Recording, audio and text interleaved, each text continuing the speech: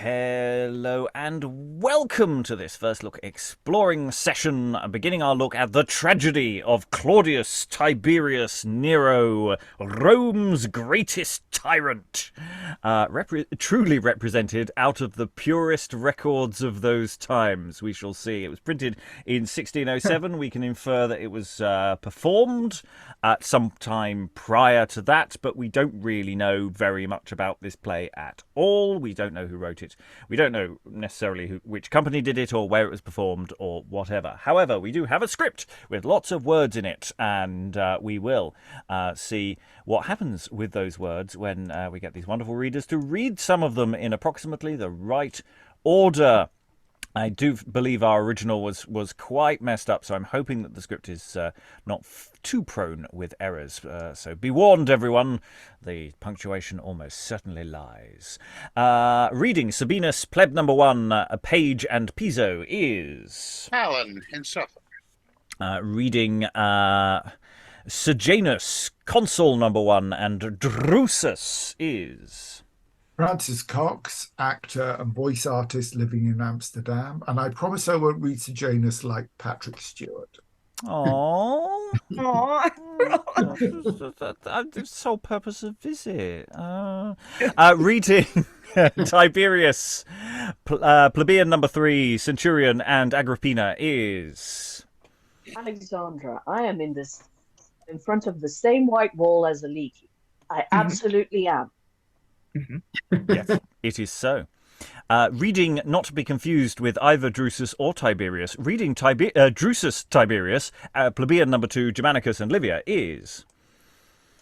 Hi, I'm Lynn. I'm in the Northwest United States, and this morning I was trying to remember whether Tiberius was a good emperor or bad emperor. I guess the title tells me that. Historical accounts do differ. Reading Asinius, Consul number 2, Nero and Julia is... Lois in London. And reading Nerva, Caligula, Plebeian number 4, and Spado is... Aliki in Athens, where the only emperor we really like is Hadrian, with Alexandra, of course. And I'm your host, Robert Crighton. I will be reading stage directions and this little thing. So the play doesn't have a prologue. It just has a sort of introductory note. I might function as a prologue, or it might just be a literary thing that's been thrown on. But I think it's very important. I will just read it out for you. Instead of prologue to my play, observe this one thing I shall say. I use no scenes, supposed as many do, but make the truth my scene, and actors too. For of Rome's great tyrant I the story tell, and what unto that state in Nero's reign befell. So, author's done a lot of work here, I think. It's all true, okay? I just want everyone just to hold in on that thought. Okay, everyone comfortable with that. And yes, earlier we do have, truly represented out of the purest records of those times. So, this is pucker, okay? Pucker history. Scene 1. Lengthy introduction in dumb show. Enter mourners to the funeral. First, Crocus Nerva with other Flamings. Next, the hearse of Augustus. Oh. Then Tiberius with Julia on his right hand. Then Drusus Tiberius and Livia. Then Agrippina alone with her 3 sons, Drusus, Nero, and Caligula. Next, the 2 consuls, Asinius, Gallus, and Titius Sabinus, with other senators. So they're all in. They pass over the stage and go in. Then sound to the coronation and enter first 2 consuls, then Tiberius, Nero, Nerva with the crown imperial, then Asinius, Sabinus, and Sejanus, senators, then Drusus, Tiberius, Nero, and Caligula, Tiberius, Nero, Tiberius enters and has entered and ascendeth. Okay, Tiberius definitely does that bit. Victorious consuls and grave senators, my noble kinsmen and dear countrymen, dear friends to dear Augustus, happiness, Happy to have such friends and countrymen. Could I but shadow out in mask of words the sorrowing language of my groaning soul, or with a stream of tears allay the flame wherewith my heart doth like an Etna burn. Yea, gods I call to witness of my thoughts, my tongue should speak, and speak in words. Mine eyes would well out words and speak in tears, words in my weeping, weeping in my words, to sympathize my dear affection. But since And he feigneth to swoon. What ails, my lord? How fares your noble grace? See how the inundation of his grief doth stop the fountain of his utterance. So true a grief, expressed with such true love, would make a man to be in love with grief.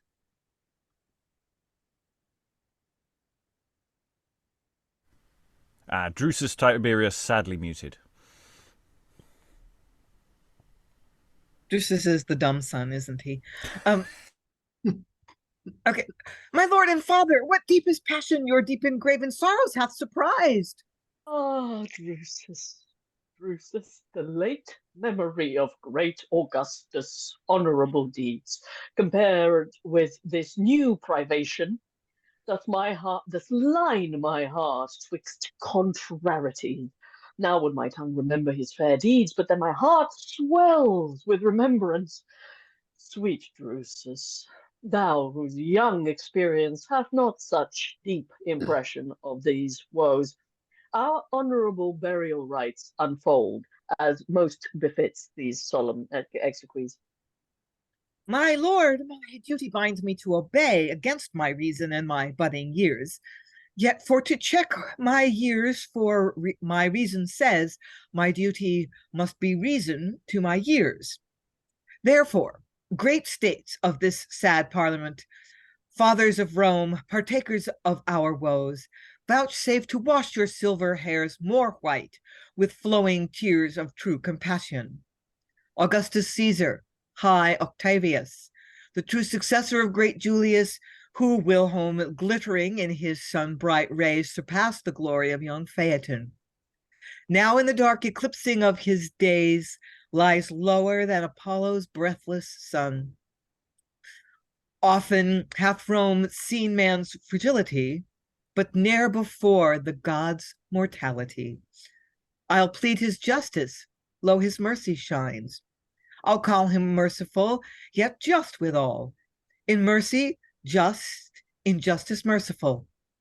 I'll plead his honor, then his meekness calls. I'll praise his meekness, yet in honor's robes, in honor meek, in meekness honorable. I'll plead his wisdom, but his wit me checks.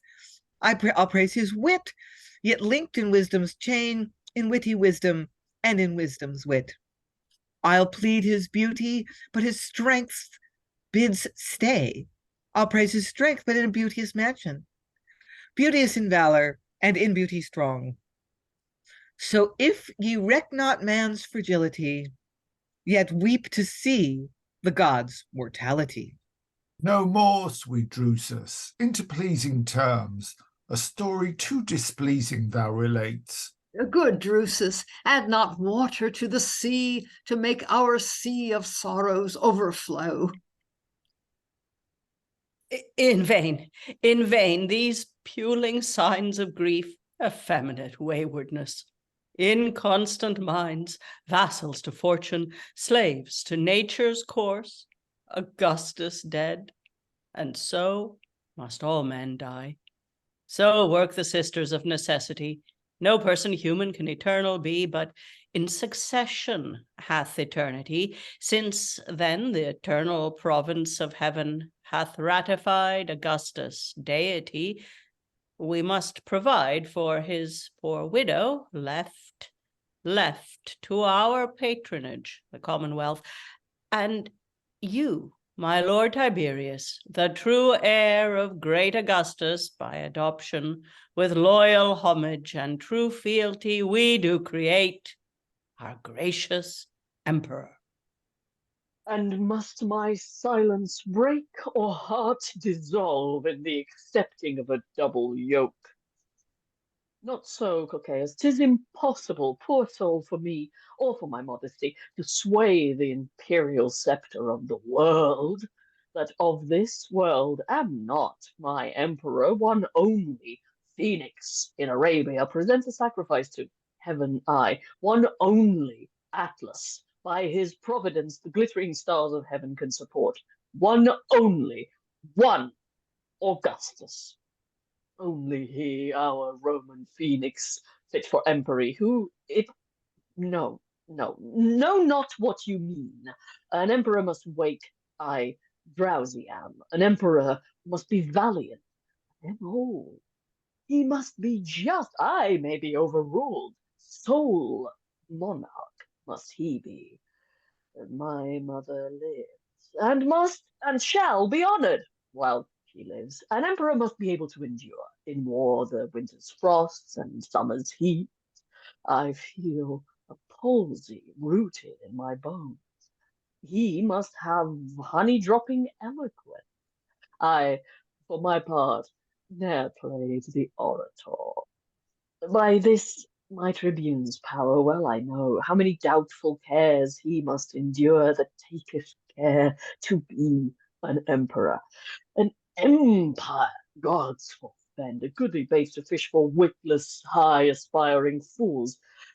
Humility persuades me to avoid a drop of honey in a flood of gall. Lords, trouble not my resolution. I dare not, cannot, will not take the crown. By Jove, most gallantly dissembled. Alas, my lord, let tribute of our tears plead for plead for the orphan of our country's state. We know. What do you know? I know well what you know. You'll say the state is doleful, so am I. The state is now an orphan, so am I. The state hath lost his head, and so have I, my dear Augustus. And he feigneth weeping. Why weeps Tiberius and will not cease the weeping of the state? Yes, Sabinus, I will help my part. There is Germanicus, the hope of Rome, Nero, and Drusus, and Caligula, these gallant blossoms of the goodly stem, Cocceius Titus and Asinius, the spotless record of antiquity. These are fit actors for our empire's stage. I, for my part, will act some little part, fit for my barren wit and leaden tongue, and you, my lords, share in equality the glorious scenes of Rome's fair empery. Why then, my lord Tiberius, choose you part the fruitful Sicily or gold of Spain, the Arabian spices or the Indian pearls, the English wells or vines of Italy, the palms of Jewry or the Scythian baths, either Egyptian Isis or Rome's Jove, Memphis or Rome, Athens or Troynovant, large cities, fertile soil, and gracious gods. If these or any other may content within the circuit of our empire, my lord, choose out your part and leave the rest to be assigned at our discretion. For a shift now, lion, rouse thyself, or else forever lose thy lion's head. May I, Asinius, choose? Then this I choose, to take no charge, for all I know is care. Sicilians mutinous and Spaniards proud, Arabians simple fools, and Indians royals. Britons too rude, Italians too wise, disloyal Syrians, superstitious Jews, Isis too far, and Jove is placed too near Memphis and Rome, Athens and Troynovant, all goodly cities, but all dangerous. By Jove, my hate he deadly shall obtain that bids me but to take a part again.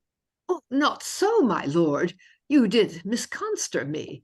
I did not mean to make division in the united union of the realm. I did not mean to separate the sun to run by piecemeal in the zodiac, nor dream of multiplicity of souls.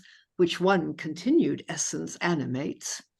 The heavens cannot move without a sun, nor can the heavens have more suns than one. Asinius, I perceive I did you wrong.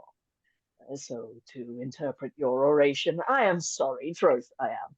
And if I live, I'll recompense your mighty injuries. Will not Tiberius then accept the crown? Why should Tiberius' liberty be ceased? No princes have the rule of liberty. If liberty and greatness did rely. My lord, it is no time to jest, nor dally it out in coined antithesis. Emperor or no emperor, will you the crown or no? Nero, speak plain, it is high time to know. Take heed, my lords, be wary in your choice, lest after storms control your rash attempt. You are to choose, but once consider well, after all, subject to your emperor. If you constrain me to this doubtful task, and I, God forbid, would change my mind, turning my pity to a lion's rage, my snow-white conscience to a scarlet dye, would not the nations of the lesser world that are not subject to our empery deride your lunatic election?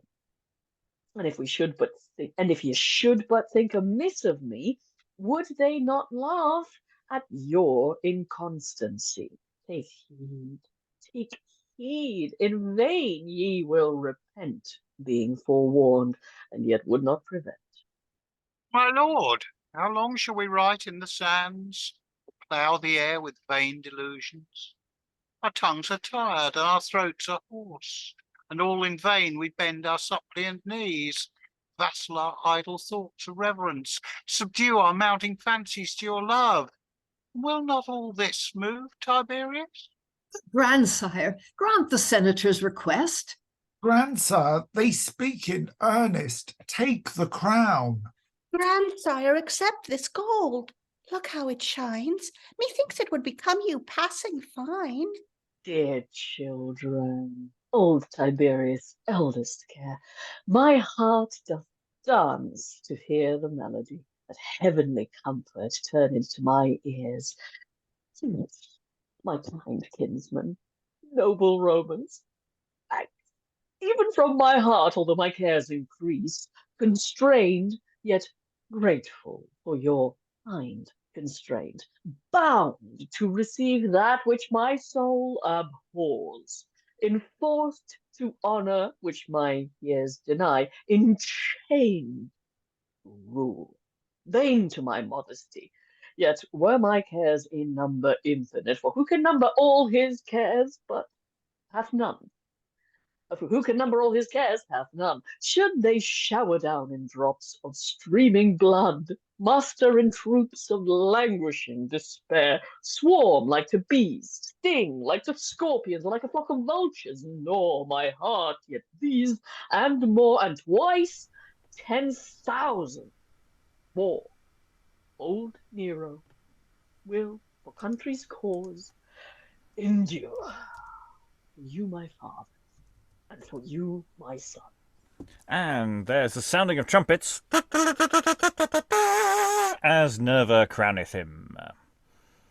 Most mighty Caesar, great Tiberius, ever Augustus, tribune of the state, perpetual dictator, lord of Rome, sole consul for our conquered provinces, prince of the Senate in our policies, we here invest your sacred majesty in all the ornaments imperial, Rome's, and the world's most glorious emperor. Long live Tiberius, Rome's great emperor! Like as an heartless fawn environed within this circuit of the hunters cry, so stand I, Romans, wondering at your shouts. These new alarms quell my slumbering thoughts, chased to the bay. I breathless, panting muse, to view the unquote glory of the hunt. Never could Sparta glory of such prey as for to have an emperor at bay. But noble Romans, there's another dear, a gallant rover, brave Germanicus, Rome's shining beacon in rude Germany, our dear adopted son, our blessed care. To him, my lords, as zeal of my affection and sign of duty to the common state, we do prorogue 8 years pro-consulship. On you, Asinius, do impose to be our legate to Germanicus. Tell him we love him, and be sure you do. Tell him we honor him. Do not forget, we love and honor dear Germanicus, and would be joyful to behold our son honored in triumph at the Capitol, but that we know the honor of his mind disdain to crop the blossoms of his fame till it be flowered in his summer's pride, and all the barbarous Germans be subdued. This do, Asinius, and return with love. In our new glory, we thy honor prove. My lord, whate'er Asinius' honor proveth, his expedition shall declare he loveth. Now, fathers, we will to the sacrifice, saluting all the gods in visitation. Let Lectisternia 3 days be proclaimed, the Sibyl's councils and Flamines, Janus shut up, and Vesta's fire blaze into the middle region of the air. We all, my lords, will to the Capitol in silver seal our records to enroll. And everyone finally exits. So it's a massive opening scene. It does demonstrate Tiberius at great length, it has to be said. There's a lot of material there. I feel the blue pencil coming on because there's a lot of good stuff there. I did enjoy all of that, but there was rather a lot of it. And there is potentially a lot of setup here as well in terms of how the other characters are reacting to what's going on here as well. Who are the faunas who are licking areas of Tiberius's anatomy, and who are quietly keeping stumm. Aliki. I mean, what a fascinating scene. It's a play within a play, right?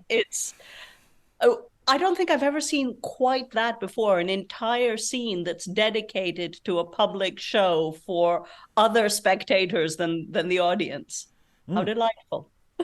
Yes, I mean, in terms of its basic plot beats, it doesn't actually have much to deliver. You know, it's basically the Emperor's dead, long live the Emperor.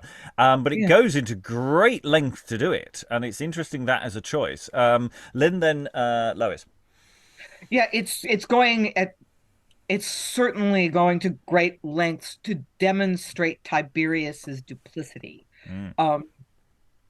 because. And I don't know if these are original stage directions. This was really interesting to me. That say the stage directions say that he feigns swooning and he feigns weeping. They are original to the printing, and we can infer that they're probably vaguely stage based. But I don't and know. that's unusual in this period to have motivations actually described or implied in stage directions. And his, you know, there's something traditional about a new head of state going, oh, anyone but me would be better qualified to do this job, right?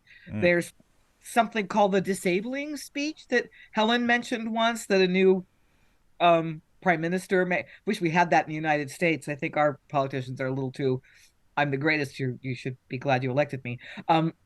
But Tiberius just goes on and on and on about how, oh no, I don't want this, and I'm not qualified. I'm the worst person for the office. And then as soon as he's like, oh, all right, and then he just starts running things. He's like, you go there, and you go here, and let's do this. So he's obviously highly prepared to do the job, even though he's carried on about how he's unqualified. So yeah, his two-facedness is really on display here. Yeah, and it's also just the way he's dealing with Germanicus, this character who's not on stage. He's off doing stuff elsewhere.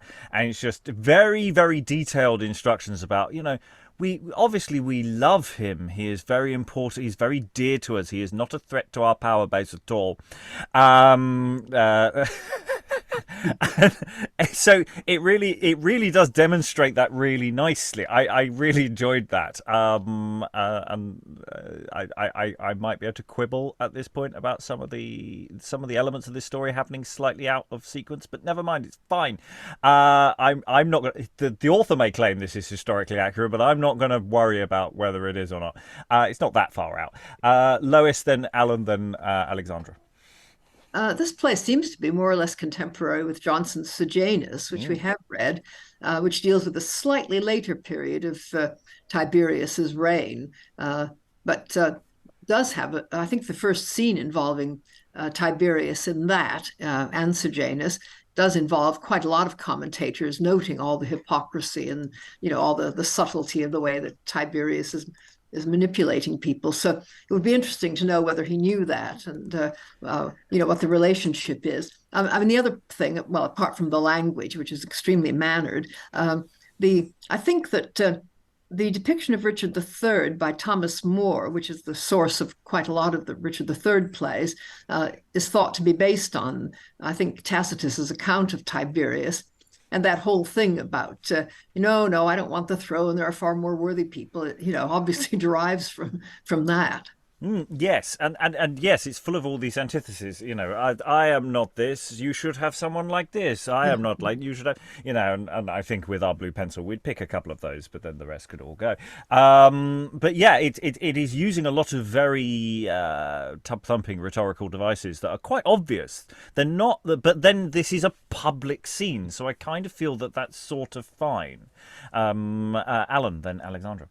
Yeah, I mean, I was interested in the early speech in there where you've got all of those rhetorical flourishes of is beauty truth, truth beauty, or whatever the words were. I can't remember exact quotes at this stage, but it did seem to run that trope round the block about 17 times as a bit of a showy oppy thing, I think. Alexandra. Yeah, I had a couple of thoughts. One was I really liked the "Are you sure? Are you really, really sure it's me you want to elect? Because in a little while it might be that you change your mind and then it'll be too late." Right. And I also I think to your point earlier about how much this is informed by like historical fact. It's certainly inspired, like it's historically informed. Things like so Tiberius is the next emperor after Octavian. He's the adopted son and so chosen heir. And he says, Germanicus, my adopted son and chosen heir, is over there with a massive army. And not to sort of hint towards people previously who might have come down from Germany with an army and potentially turned up at the on the other side of Rome and demanded to become emperor or anything, which is just the guy before Octavian. But tell my son that he's got to get rid of all the Germans. He's got a really big job right now, and I'd love to bring him home in triumph. But after his job is like make him possibly get killed over there. So yeah, there's hints at things that are I think to an audience of the period or an informed audience of the period might have been, oh, that's a nice little historical nugget. That's a nice little suggestion, reminder of events in that period. And this thing of him being offered a crown and refusing it because he's not worthy, and that the show of the emperor being allegedly elected is, he's like the third generation of that happening. But for a modern audience who can't be expected to know all of this stuff and who would derive, I think, enjoyment from what we understand in terms of characterization, but we wouldn't have those pre-existing assumptions of, oh, he's doing this because that and that means the other thing. How do we convey that? Yes, it sort of speaks to Lynn's earlier point about those stage directions. How overt is Tiberius's play acting to communicate to an audience who don't know necessarily that he's supposed to be play acting? And that sort of speaks to how bold does the playing style need to be, and things. Because this play, everything that's happened in this act is setting up stuff that's going to happen later on. All that stuff about Germanicus is that is plot that is being set up there. And it doesn't have to set all of its stall out. I don't think it has to explain everything. But I think that bold stroke of Tiberius is a wrong one who you really shouldn't actually have in power. I think that's where all of the other people reacting to it are really important. Alexandra again. No, actually, it's so much more about, rather than about Tiberius himself, it's everybody else in the scene, because it's a massive public scene, and what they think and what they seem to. We haven't heard much in the way of dissension in this scene, actually. I mean, we've had a couple of wry comments about the fakeness that's going on, but we haven't had much else, and so it's interesting to see whether what would come out of the visuals. And yes, that opening thing that I rattled through relatively quickly of all the pomp and the ceremony, all those bodies are sort of important, because otherwise the scene doesn't wholly make sense. Anyway, let us run that was a long scene. Let's run a couple of short scenes relatively quickly into each other. As there are no acts. Scene 2. Enter some plebeians. Did you not see our new emperor, how bravely he came from his coronation? Yes, it was a gallant sight, sure. But did you mark his countenance? My thought 'tis mightily altered within this 5 or 6 quarters of a year since I saw him last. Aye, and I saw him go to the Senate, and as you say, methinks he is much altered, and looks more terrible a great. Aye, that same look I promise you is an ill sign. Pray God all be well. Well, we must hope the best, and think 'tis a great change from a subject to become a sufficient. For, simple as I stand here, if I should chance to be chosen emperor, I should assault myself highly, I can tell you, or any of us all. Augustus was a good man, and I hope he has left such a gracious sample that Tiberius will not forget himself. Never talk of Augustus more. We shall never see his like in Rome, unless Germanicus might be our emperor. Oh, Germanic, worthy Germanicus. He's a flower in flower. My masters, let talk no more of these state matters, for I'm afraid we have said too much already, if the emperor should know of it. You have said wisely, neighbor, for emperors see and hear all that they desire. I have heard my father tell my mother so. They have millions of spirits that tell them all. I cannot, I said nothing, but I prayed God he might be no worse than Augustus. That was no harm. Well, let us part upon this that hath been said, and let's keep one another's counsels, and take heed hereafter. Exeunt looking over their shoulders. Scene 3. Enter Germanicus with Centurion and soldiers. Well followed, tribunes, gallant gentlemen. Thus are these hearts chased into their lurking dens, that braid like asses in their lion's skin. Worthy Centurion, thou whose might did break the triple ranges of our dangerous foes, whose well-weighed buckler took so many darts as seemed to cloud the sun with multitudes, accept the honor of a gentleman, crowned with the triumph of victorious spoils. This crown, thus pleated of the verdant grass, thy high uplifted head shall more adorn than all the honor of proud Germany. Noble Germanicus, a Roman heart hath by inheritance a mounting spirit.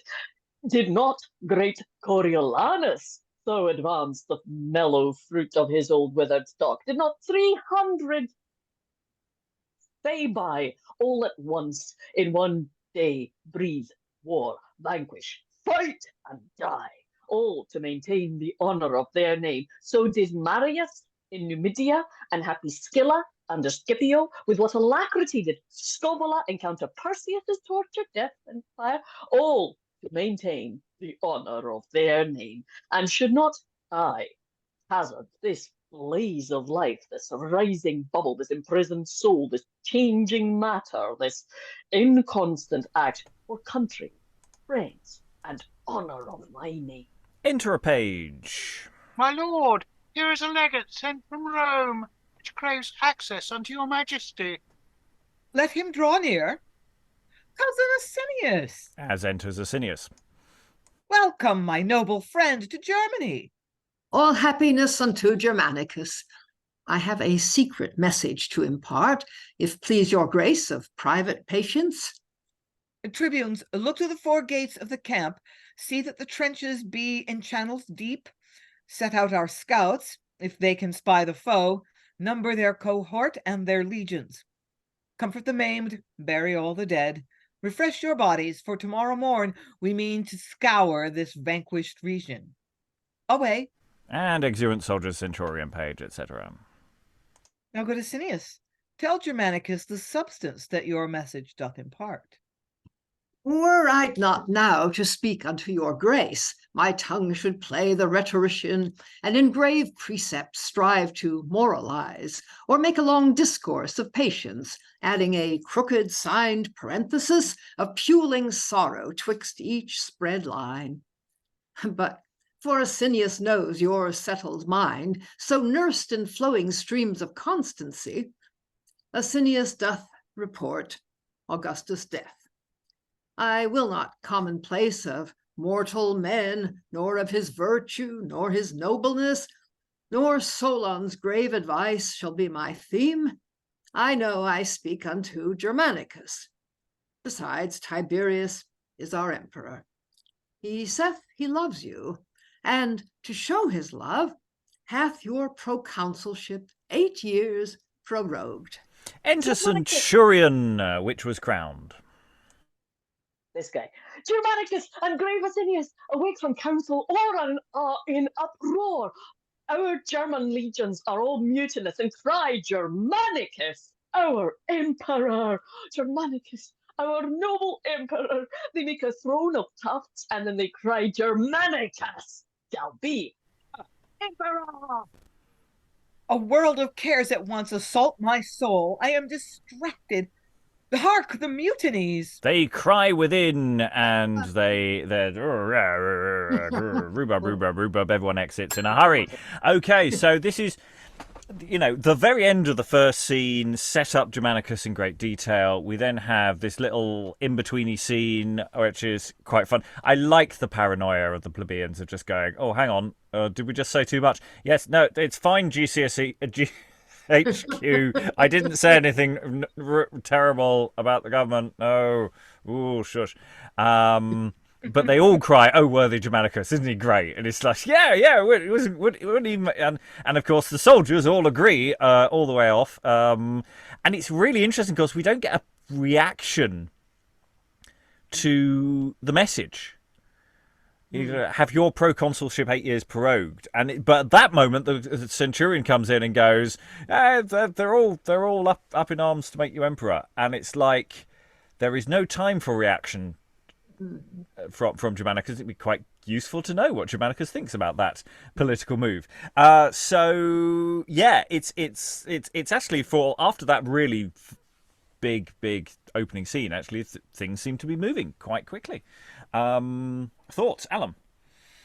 Yeah, I mean, the thing is that we're not dealing with dramatic unities here, because presumably this sequence with Germanicus is supposedly in the German provinces.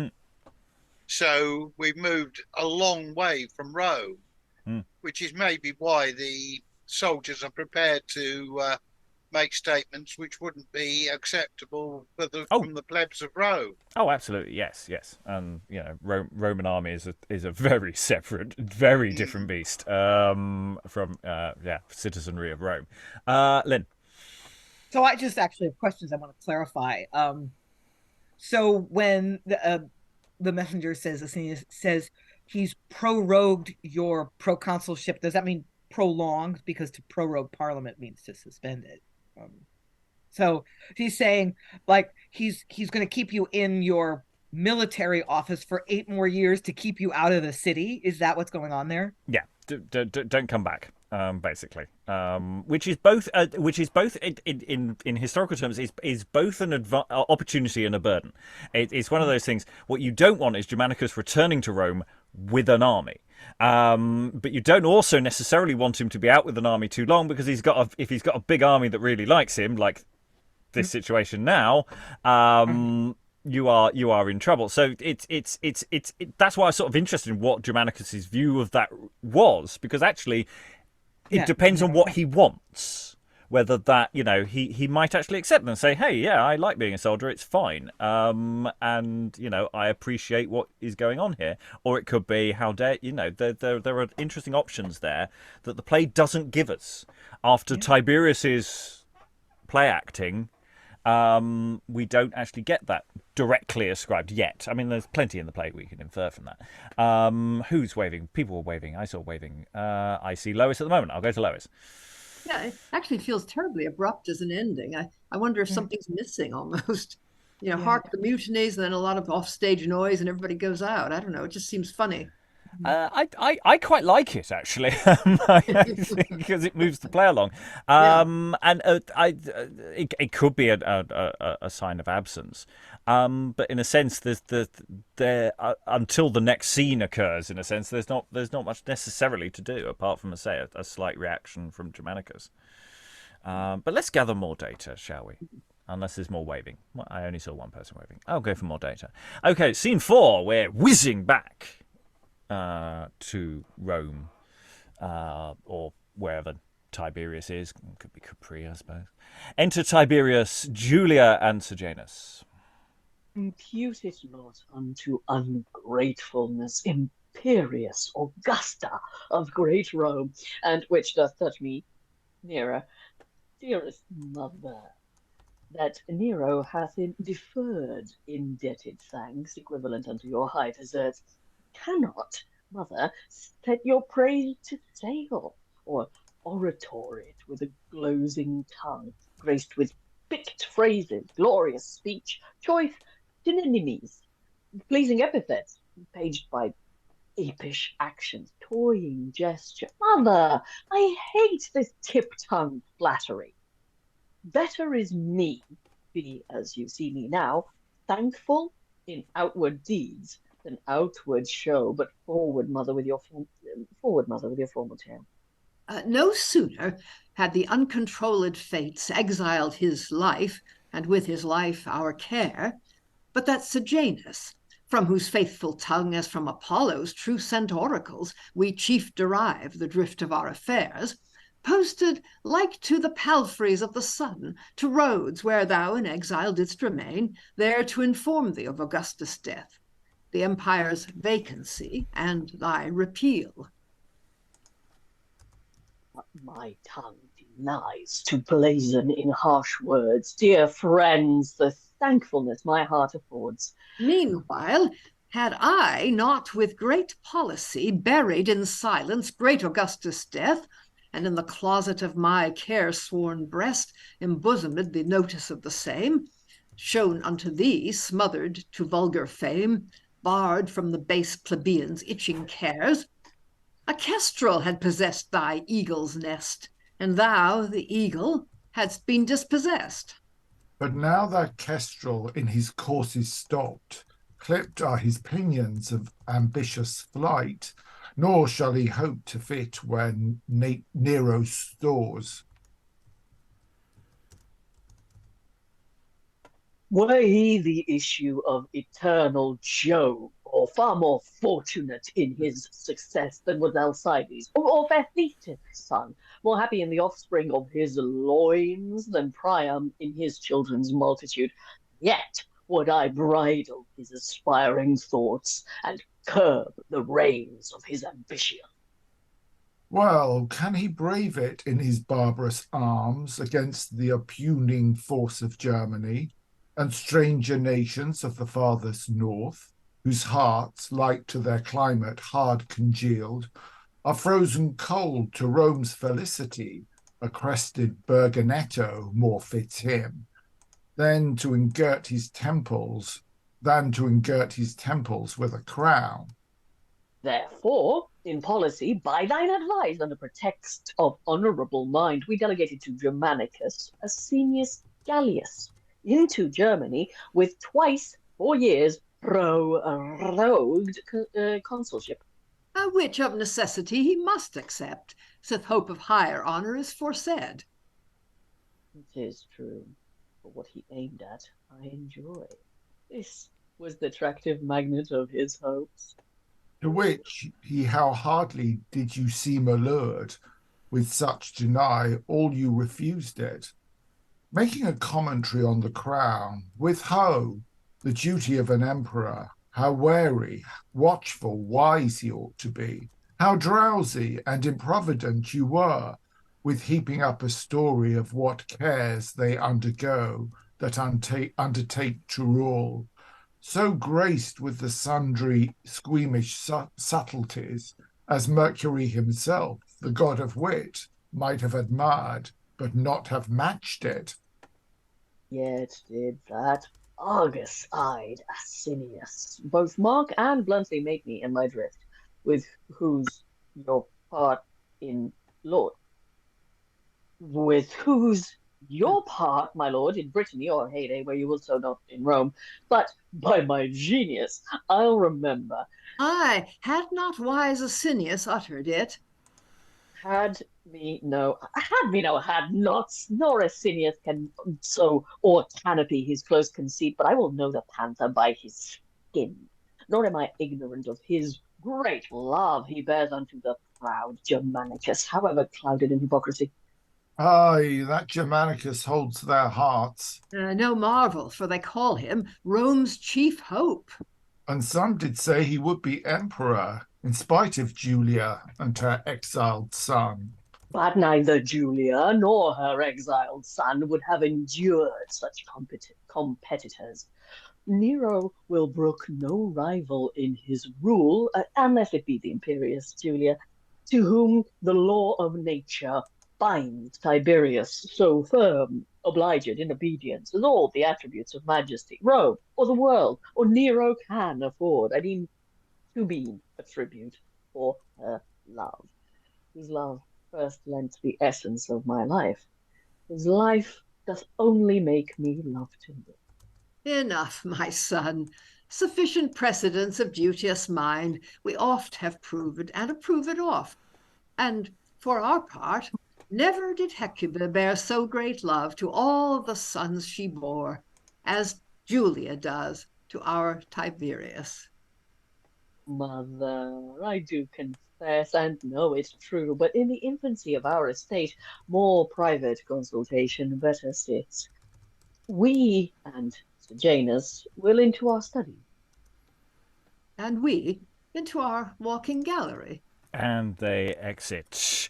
And yeah, there are two confusions, especially for anyone who's watched Claudius, is of course who we think of as Livia is styled Julia. That is an authentic alternative name from the period.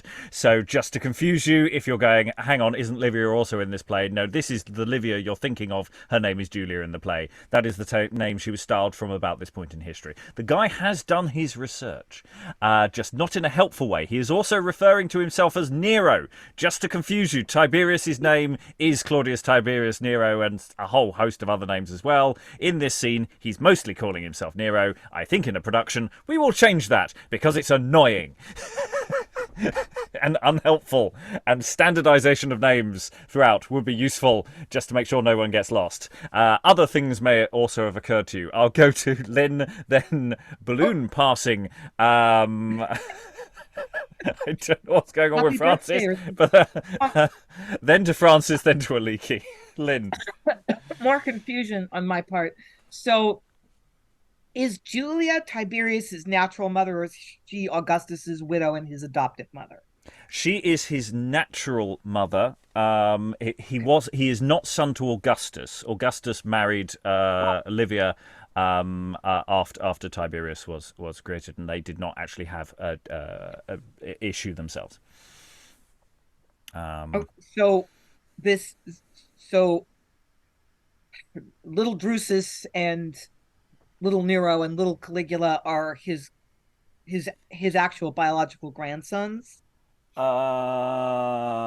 Drusus. Drusus and Germanicus are his sons, I believe. Oh, okay. Yeah, the others are associate. Yeah, it's confusing. It is confusing. There are a lot of them, and some of them are adoptive, of course, which means they're basically then also, so it all gets very confused.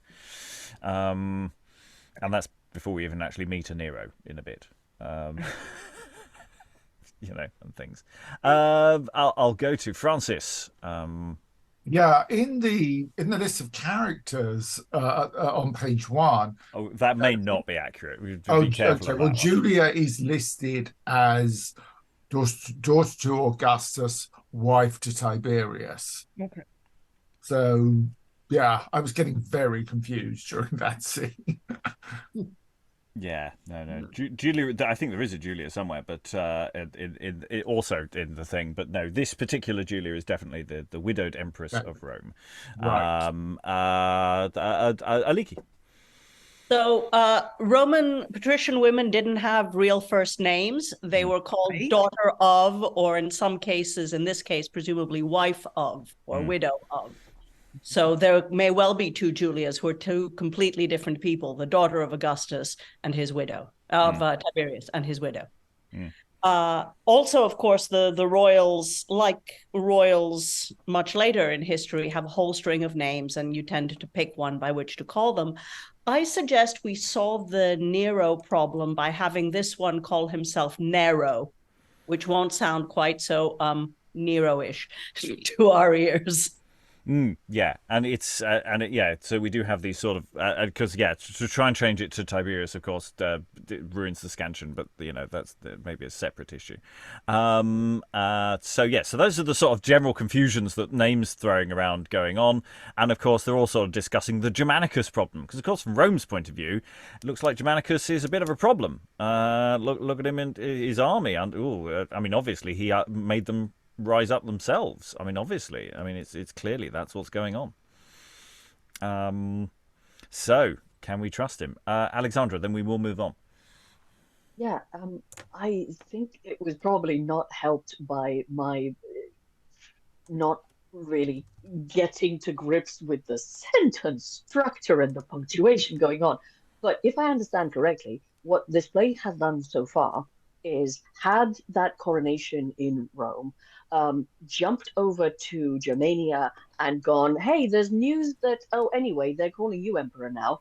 And now we're back in Rome going, they've done what?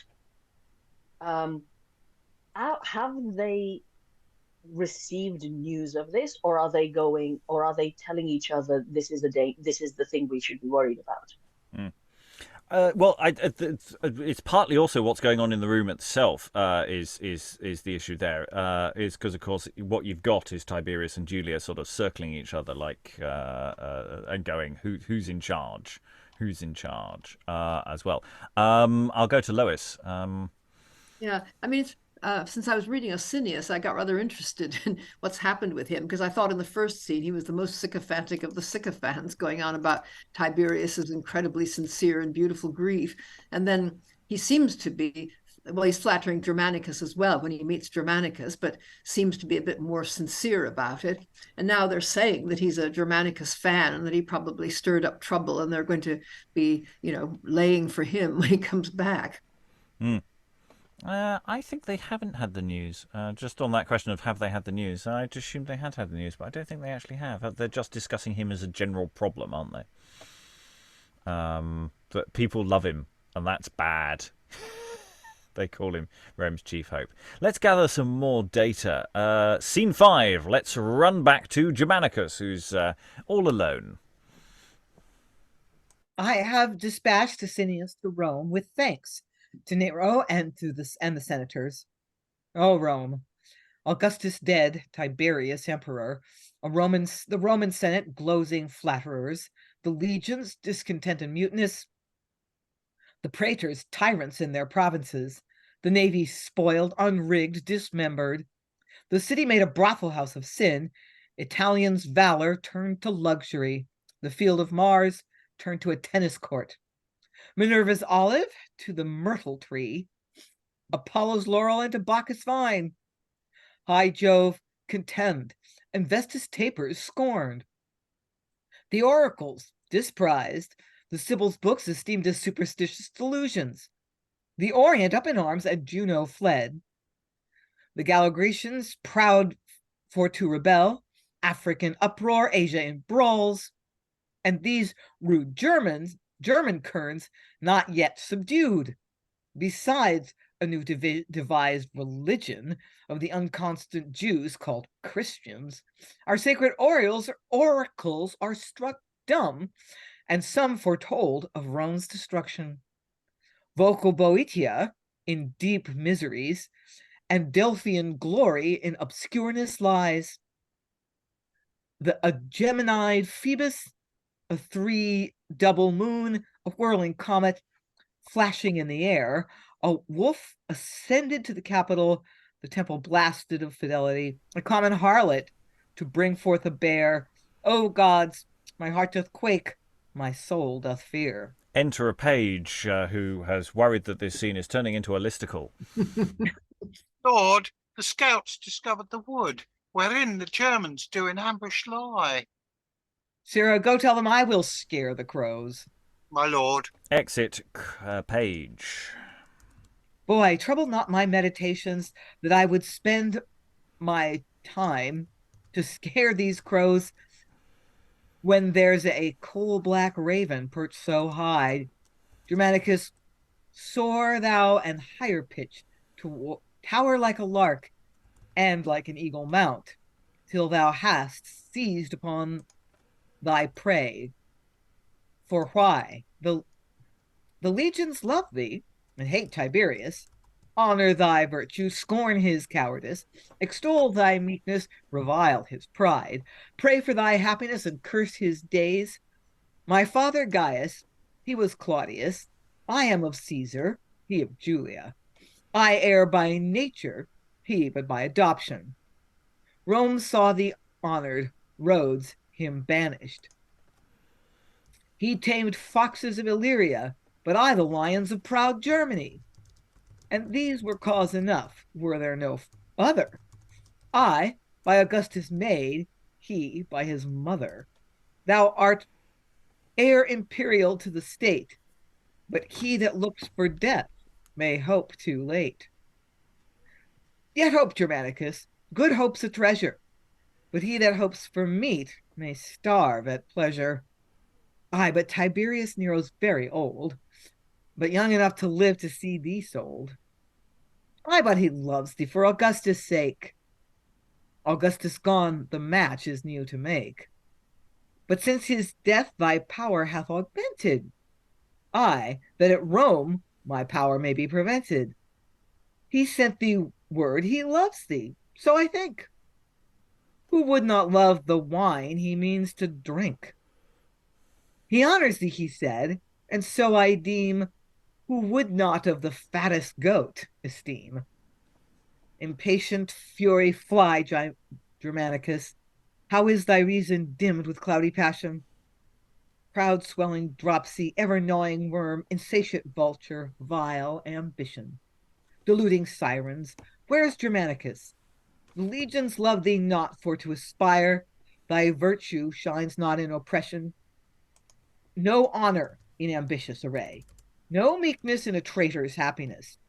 Thy father got thee not for to rebel, nor Caesar did abet thy treacheries. By nature ere then, be thou natural. Rome saw thy honor, change not thy livery. Make thy harvest up in Germany. Enter a page. My lord, the tribune sent me to your grace to know your royal pleasure in the case. What have they chased the foe, and I delay? Run, Gaius, fly for haste. Away, away. And away.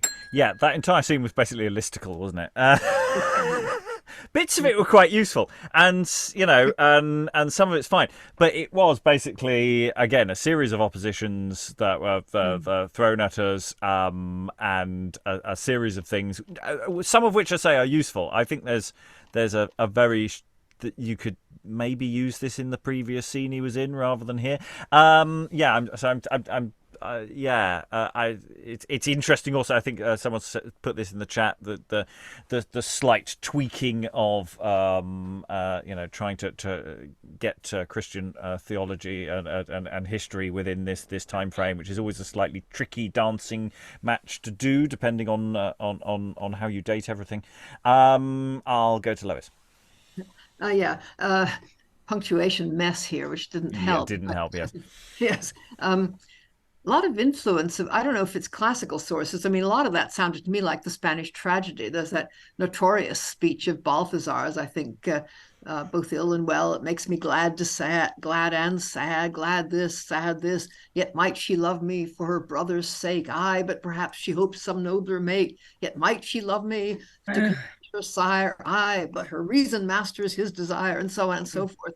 I mean, it's the same sort of trope, a line of this and but next line, and yeah, it's the excess of it. It's a soupçon of that is fine, but it's 2 pages, it's 2 speeches of great length that don't go anywhere really, really, really slowly, which is a shame because the basic idea is fine. Alexandra. The only thing I'd like to point out is the only bit I think I understood, which is my father Gaius, his was Claudius. I am of Caesar, he of Julia. I think Germanicus is claiming he is the son of Julius Caesar, which I don't think is necessarily historically born. But I feel like that's the only bit we need to get, is why he thinks he is more of a lineal descender. Which is interesting in the context of the actual history of the time, because that is not, primogeniture was the thing that the English would understand as perfectly natural and normal and the way things are, not necessarily how the Romans would. Yes. I think he does have marginally more connection than others. I think that there is a bit more blood on his side than there is in Tiberius. I think that's the way it functions. I forget the precise, but the by increasing degrees of cousins and etc. rather than tennis partners, which is I think where Tiberius's connections sort of land. Anyway, it sort of doesn't desperately matter, so long as the claim is there, and that's therefore plot. Let's gather some more plot. Let's go to some plotty characters and see what those plotty characters are plotting, because I'm sure the plotty characters will do some plotting at some point. Scene 6. Enter Caligula at one end of the stage and Sejanus at the other end below. Julia at one and aloft, and Tiberius Nero at the other. So we've got sort of four parts of the stage are being used here, all slightly separated. It'll be interesting to see how this all goes. I am a fool.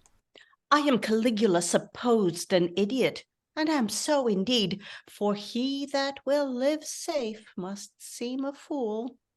Am not I empress, and shall I be controlled? Am I Augusta, and shall I not rule? Have I made him to reign, and shall I stoop? Is he my son, and am not I his mother? Tiberius, thou shalt know a woman's hate exceedeth bounds, and never can have date. How am I emperor, and my mother rule? Is she the sun? Shall I the shadow be? I but the smoke, and she shall be the fire. I but a bare imagination, and she the image that is honoured. I but the ricto, shall she be the sound? Plague upon her, I will thee confound. Thus will I do, nay villain thus, poison Tiberius, I but Germanicus. The emperor and his mother seem to jar. Fight dog, fight cat, for both your sports I'll mar. But Nero loves me, so did my mother too, and yet I break her neck in honesty. Mother, forgive me, I'll do so no more. Yet if 1,000 mothers' necks would serve to get me to be emperor of Rome, by heavens, I would not leave one neck alive, and to be sure that they should all be broke, I'd hire some honest joiner them to set, and breaks them over 20,000 times, and for to recompense his worthy pain, I'd make him set his own 9 times again.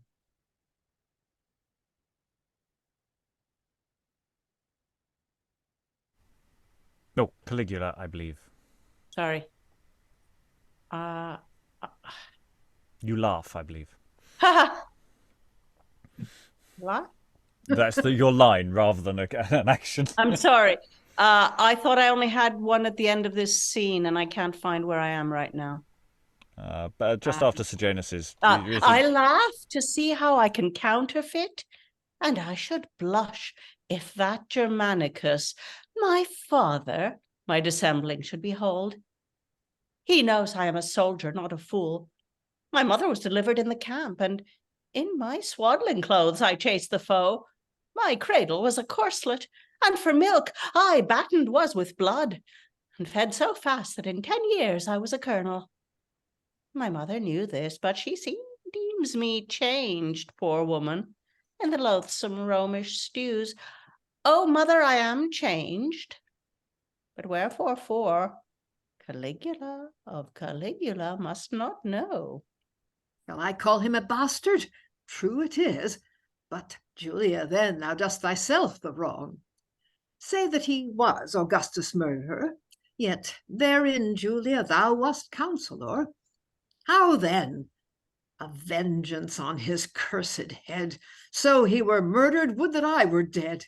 Vile monster that I am, to perish loath. Yet heavens rain brimstone and consume us both. I am impatient. Yet I must dissemble. Exit Julia. She is my mother. I must honour her. She is my lady. I must show her duty. She is most wise, worthy of reverence. Aye, but the hag is most ambitious. She must have priests, forsooth, and Flaminetti to sacrifice unto her majesty. She must check Nero and school him too, as he will apprentice to her tutorship. She must incorporate free denizens, or else she'll scold and rail and snarl and bite and take up Nero for his lustiness. Well, let her scold and rail and snarl and bite. Nero will manage well the haggard kite. I will, by Jove, I will. And I must seem as though my mother I did most esteem. Exit Tiberius. He that will climb and aim at honours white must be a wheeling, turning politician, a changing Proteus and a seeming all, yet a discoloured chameleon framed of an airy composition, as fickle and unconstant as the air, fit for the sun to make a rainbow is, but each new-fangled reflection, ruled by the influence of each wandering star, wax apt to take each new impression, with wise men sober, with licentious light, with proud men stately, humble with the meek, with old men thrifty, and with young men vain, with angry furious, and with mild men calm, humorous with one, and Cato with another, effeminate with some, with others chaste, drink with the German, with the Spaniard brave, brag with the French, with the Egyptian lie, flatter in Crete, and fawn in Gracia. This is the way, Sejanus.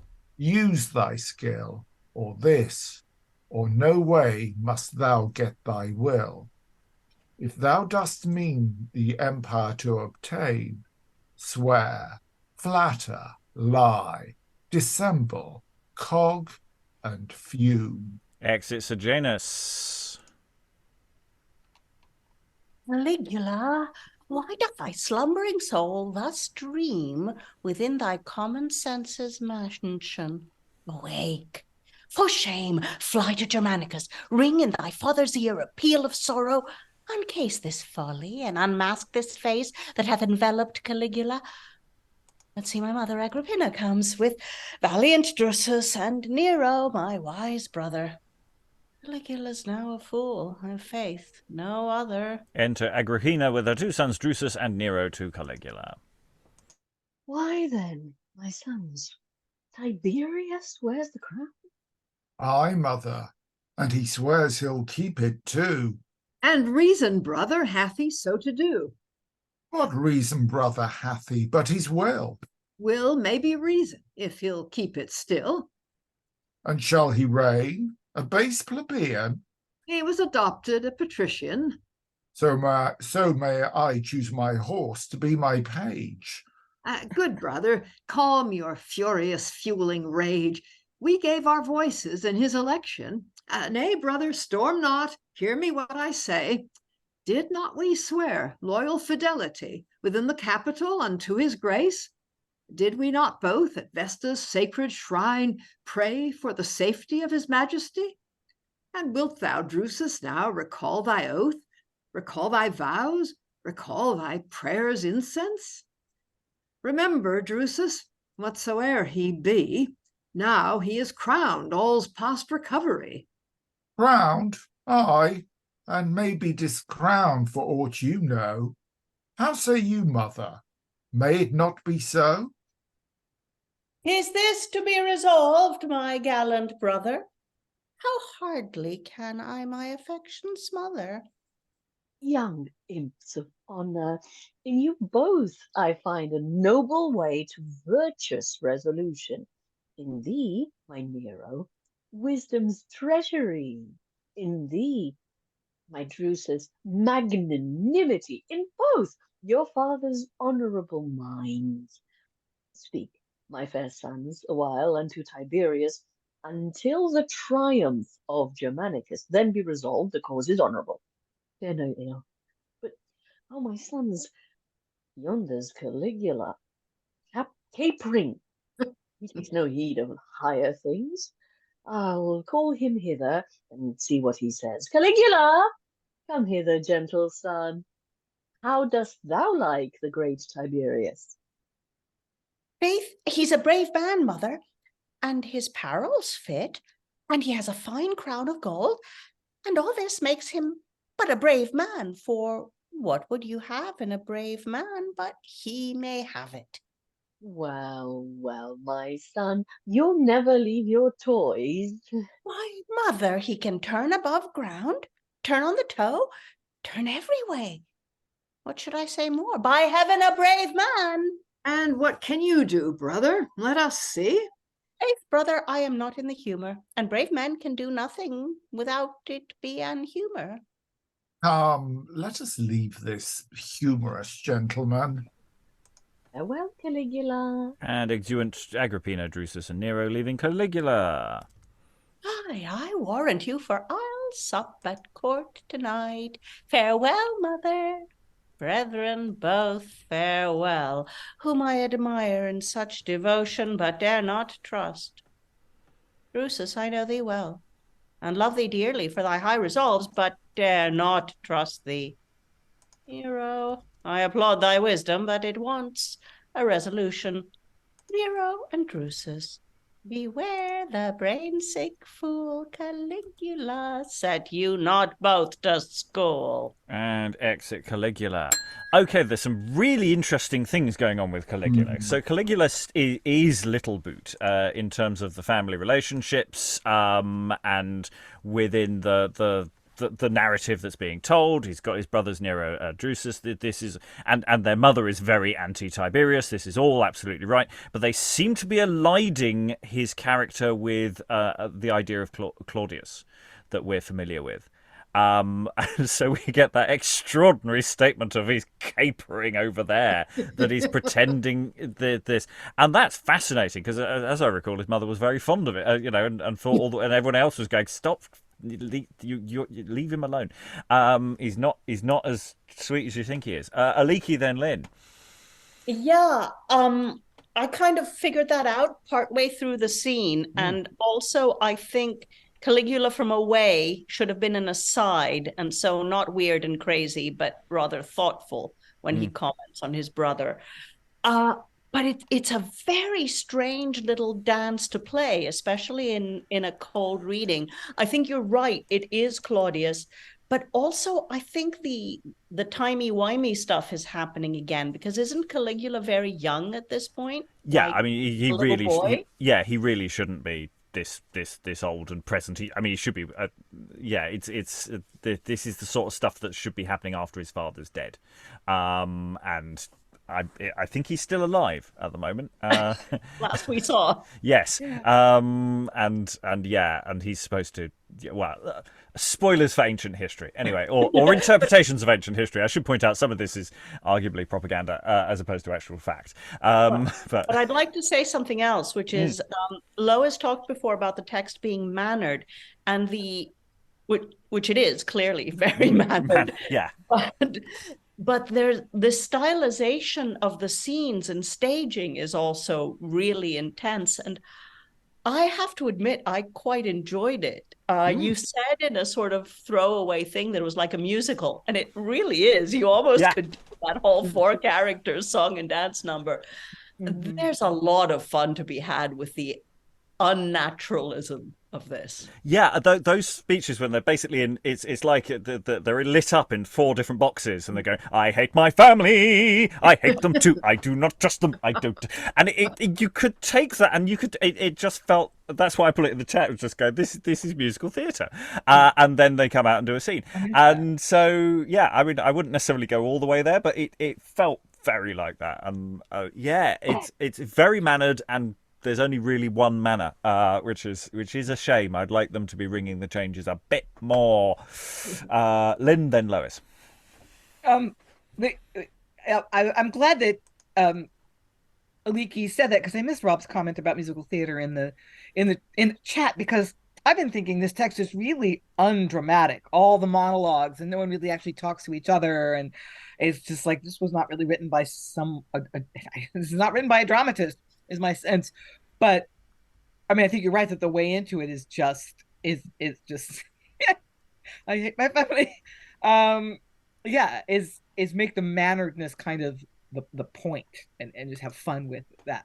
But what I was going to say is I'm going to go all word nerd on y'all and talk about the word brave, which did not really mean courageous in this period. It really meant more like fine or splendid or even showy. We've had bravely clad and thing, as a description of clothing. That sense persisted into the 19th century, when Bob Cratchit's wife is brave in ribbons, which are cheap and make a goodly show for 6pence. So it's actually not as much of a compliment as we might think it is, because he's not talking about courage. He's talking about showiness, which may be fake and artificial. Lois. I think I was thinking more of opera than of musical, because each of those people has a sort of solo, and then you could picture them all singing together, and turning the whole thing turning into a quartet. It's not terribly different from what people were starting to do in the very sort of beginning of what we would call Italian opera, which was an attempt to recover Greek tragedy, really. And I guess the other thing is that these are very short scenes on the whole, and very kind of punchy. I'm beginning to get a sense of a kind of dramatic rhythm here, which could be quite effective, I think. Yes, I have to say, with at the moment, I'm thinking that there are extensive trims to be making here, but the bones of this so far feel quite good. It's just there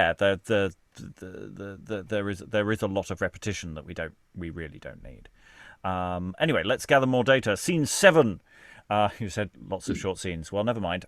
Scene 7. Enter Julia, Tiberius, and Sejanus. Heard you not with what general applause Asinius was welcomed to Rome? At his return from barbarous Germany, how many greedy ears did glut themselves with hearing news of their Germanicus?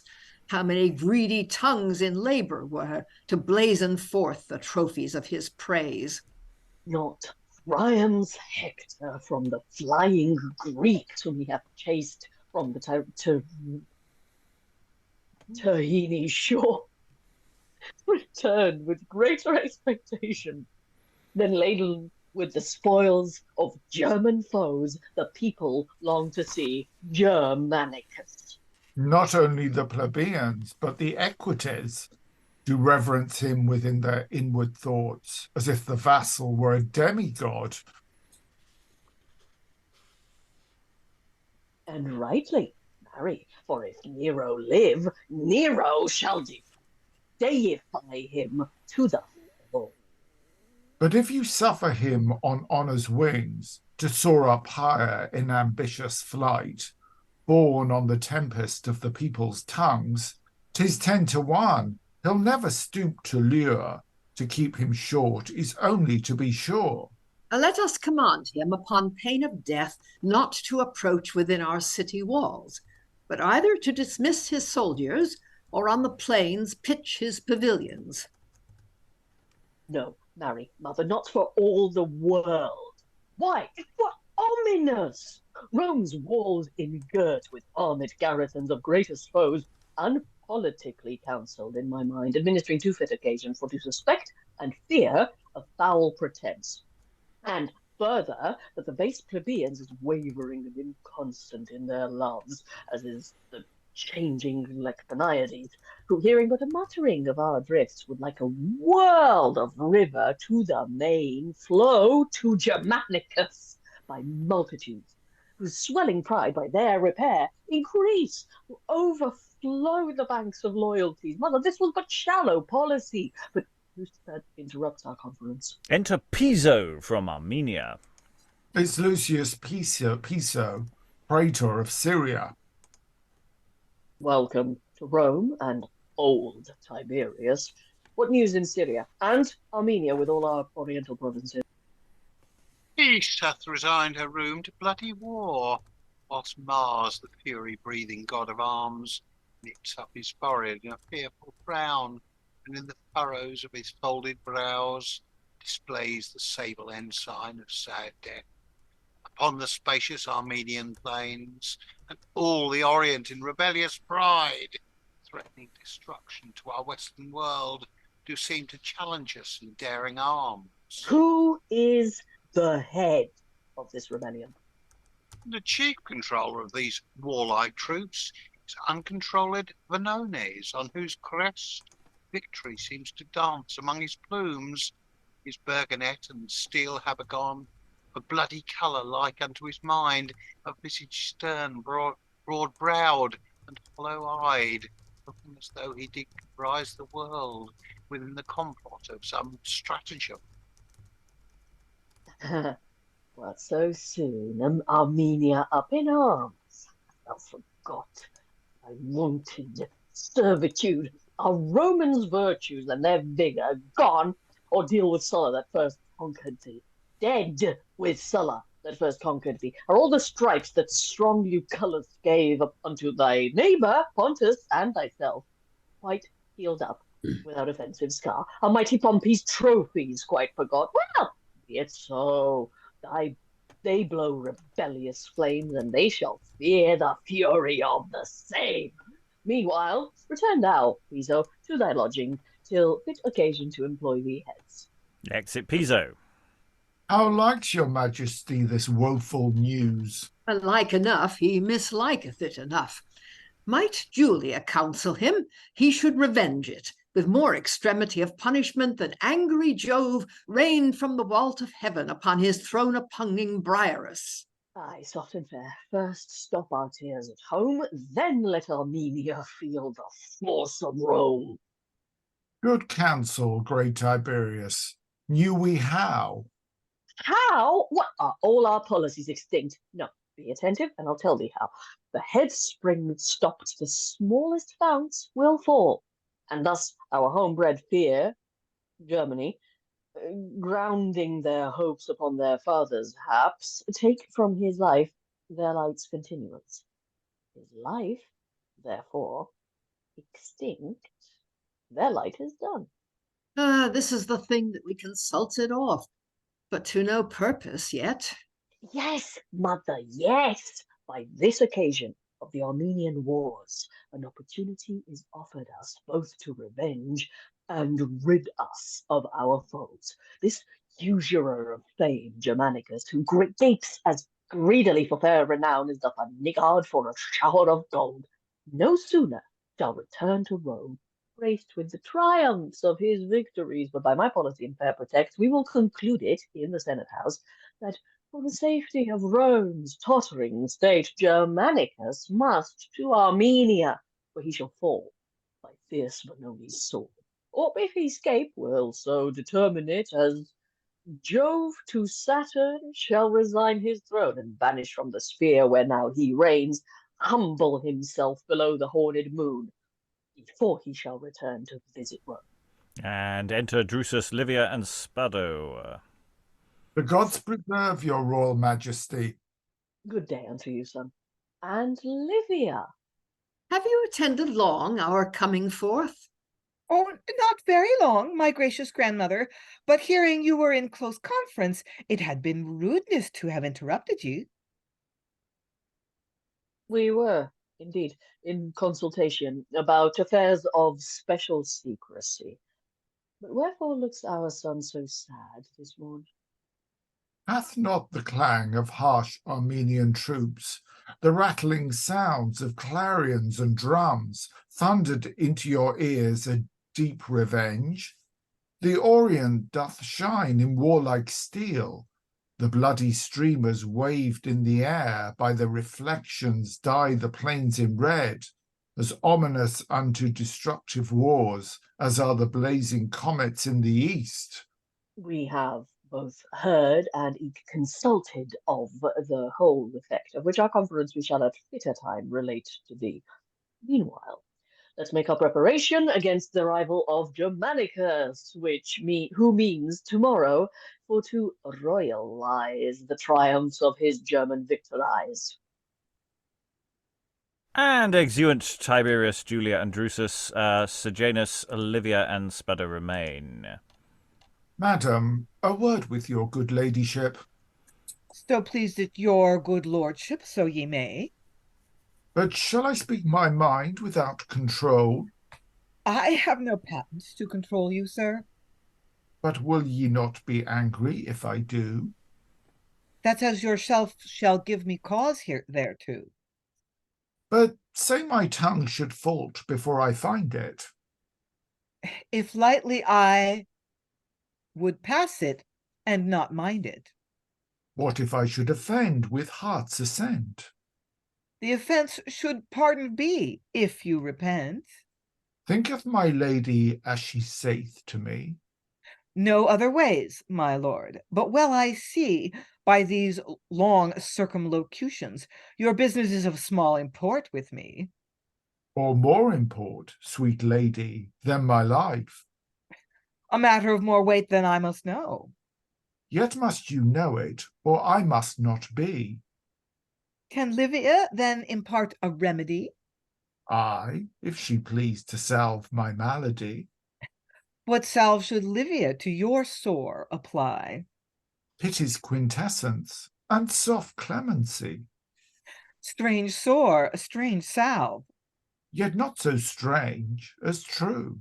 I pity it. God send you ease. Adieu. Yet hear me, gentle lady, ere you part. To tell my pain doth somewhat ease my heart, and to be graced with attentive heed to lovers doth a special comfort breed. Then is my lord a lover? You have read. How wonderfully metamorphosed. More wonders can she work that wrought but my bane, able to change the chastest Eutychane. What is your goddess, then? A sorceress? The first, but then the latter, nothing less. You said she used charming sorceries. Only the enchantment of her crystal eyes, which had they glanced on enamoured Jove, while Io lived Jove, would have begged her love. And spite of Juno, Hebe, and Ganymede, she only should have graced Theaetetes' bed. Peerless, belike and fit to be a cow. Farewell, Sejanus, I must leave ye now. Dear madam, one word more, and then farewell. Be brief, Sejanus, then. Beauty's fair cell, the heavenly Panointhea of our days. Nay, then I am gone if you begin to praise. But these bright shining tapers, thy fair eyes, the guiding planets of Sejanus' life, which beautify the heaven of thy face, with more glorious admiration than chaste Ductino or Leona's son. But one more word more, dear soul, and I have done. By this fair branch sprouted from fairer tree, enamelled with azure riverets, blue-coloured veins, which every ways dispersed, in kind embraces clip thy tender hand. Villain, let go, grip not my hand so hard. How can I choose, sith you do grip my heart? Let go my hand, or I will have thy head. I grip thy heart, villain as thou art. Ay, in your lovely but obdurate breast. In my breast, though it were there indeed, I would unrip my breast and tear it out. Yet for yourself, sweet sake, to self be kind. So fair a frame holds not so foul a mind. But, madam, leaving off this angry mood, in sadness would you grant, if you were wooed? Blast not my name with lustful infamy, for if thou do, by heaven I will. She pulls his rapier. Lady, these hands were never made to brandish steel. Could I but get it, thou shouldst quickly feel. Fie, lady, fie, what, turned a soldier? If you be so resolved, let this be war. And he kisses her. Uncivilly, by violence. Spado, I am wronged. By Jove, or ask forgiveness for thy fault, or I will sheathe my rapier in thy heart. And Spado draweth. Put up. Pygmy, hold. I say put up. And Sejanus giveth Spado his purse. What wilt thou kill thy lady's paramour? Let him resolve, coward, let me see it. I will phlebotomize his lustful blood. She taketh the rapier. That have ye done already by your spite, and now accept this sacrifice. He swooneth. Oh, cruel plight! Yet will I breathe another life into him, or bury him within this sepulchre. Help! Help! Oh, for God's sake, hold his head. See how the tears congealed in his eyes do make me see my shame that was unkind. Good gentle heart, I should have pardoned him. Fair Proserpine, I am a lover. See how his idle soul, not quite dissevered from his arteries, makes him dream vainly of Elysium. Sejanus. Who calls that name? He lifts himself up. The very index of all misery? Livia flieth back. I am ashamed, for I was too nigh. Ah, lady, I did dream that you did grant me. What shall I say? Words fail me to deny him. Sejanus, dream thou still that I did grant. But dreams without effects be but vain hopes. No more was yours, yet dream you still in hope. But shall my hopes succeed? I will not promise. But perform indeed. Exit. Livia and Spado are leaving Sejanus alone. Wrong me not, shallow politicians, by misinterpreting my actions. A farther reach is in Sejanus' head than to adulterate a prince's bed. Not lust nor love, but hate and injury inspire me with a profounder policy. Under this veil of love enveloped, 'tis not a kiss an empire, 'tis not a kiss an empire 'tis I seek, an opportunity to claim the crown, and fit occasion to wreak revenge upon her husband for his injuries. Drusus. The box on the ear thou gavest me becomes the prologue of thy tragedy. Meanwhile, let this suffice, for my intent is only for to love this instrument, as did Ulysses Troy's Palladium, not for itself, but Troy's destruction. But wist Sejanus prison up thy tongue, now to the triumphs I have stayed too long. And exit Sejanus, and I'm just going to say now, in theory, we've got another scene to read, but I suspect we're just not going to get to it today, and that's fine because we've got quite a lot to unpack here. I feel there was a lot in that scene, and yeah, unexpected phlebotomy in the in the acting area. I wasn't expecting that. And welcome our lurker to the room. We won't do introductions now, but you are indeed most welcome. I'll go to Aliki, then Lois, then Alan. I have no idea if that's the correct order, but that's the order I'm going with. It would be really interesting to have another look at Johnson Sejanus at this point, where this is told differently. But I do love he fainted from unrequited lust. I mean, no, all the blood was in the wrong place, guys. Yes, that adds something to humoral theory, doesn't it? Okay. Lois, then Alan, then Lynn. Yeah, I don't know. Did we actually see Drusus hit Sejanus? No. I mean, it happens in Johnson's play, but it doesn't happen here. It's very odd. Yeah, it's just sort of assumed knowledge almost, isn't it? It's like you really wanted that earlier in some fashion, even if it's just mentioned in passing or something, or they have just a cross. Have they even had a crossed word? Have they been snooty to each other in some fashion? Yeah, it's not really signposted. Okay, Alan.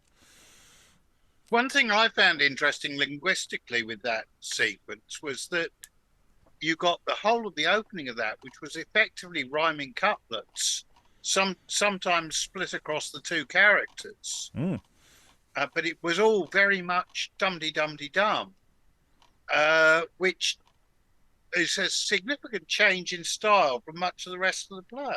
Yes, we suddenly have Stickamithia going on, and it's it was a welcome change, I felt, because it has the writing style has not exactly shifted very much. So yeah, it's a good point that we do for this in theory highfalutin love scene discuss, because he's just sort of doing, "Hi, would you like me to discuss classical mythology with you?" That's a great move. Lynn. Yeah, so this is the scene that that's missing from Sejanus, from Johnson's Sejanus. You know, if Thomas Middleton had written Sejanus, he would have written the scene where Sejanus seduces Livia, something like the seduction scene in The Duchess of Malfi, where the Duchess persuades her steward to marry her. But Johnson just didn't have it in him, is my theory. And neither did this guy. I mean, because actually, let's talk about what the scene is trying to do, because we've got Spado in the middle of this scene. He doesn't exit. It's not like he suddenly bursts in and interferes in the scene. This whole scene is happening with this guy upstage, who then sort of steps in, and is it deliberately sort of semi-comic? Is he in on? Is there a plan? What is actually going on there, Lois? Yeah, I think actually a couple of those lines that are given to Spado here are probably Livia's. I mean, that "see how the tears congealed in his eyes do make me see my shame that was unkind. Good gentle heart, I should have pardoned him." I mean, "I should have pardoned him" might be Spado, but on the other hand, surely "my shame that was unkind" has got to be Livia. Spado hasn't said anything unkind or anything much. Yeah, I mean, I can't make out which of them Spado's servant is. Spado is servant to, but he looks as if he's playing up to Sejanus, really. The poor man's fainting. Help, come over, hold him, Yeah, because he's a boy. I think is an important element to note. He's not supposed to be very large, and he seems to be working for Sejanus in some fashion. So I think he's following Sejanus. So there may be some setup. They may have rehearsed this earlier. So that's an interesting question. I will double check speech prefixes and see whether there's just an error there, which made the scene even weirder than it was. It was already quite weird. Alexandra. Because I have the answer to that question. If you take what we are considering a speech prefix to be Livia addressing Spado, then that all makes sense. Yeah. So she's going, I'll fix this. Spado, help. You do this, you hold there. Oh, look, I'm so ashamed. For God's sake. Yeah, it scans. Yep, I'm leaving it in bold in my copy, but I will take that as a straightforward thing. Oh, it's a shame because I was quite like that bit. Lynn. Yeah, also, if that is Livia's line rather than Spado's or Spado's or Speedo, that would make her change of heart less sudden. Because yes, the way this we read the scene, she just all of a sudden says while he's like semi-conscious, what shall I say? Words fail me to deny him. And she's been a pretty determined holdout up until that moment. So, I mean, the scene would have struck me as better written if that line had been hers. Yeah, more of a transition into changing her mind. Yeah, Alexandra. I think we were just going back, now that we've resolved that, going back to the idea of what is Spado even doing here? He's being a man. So I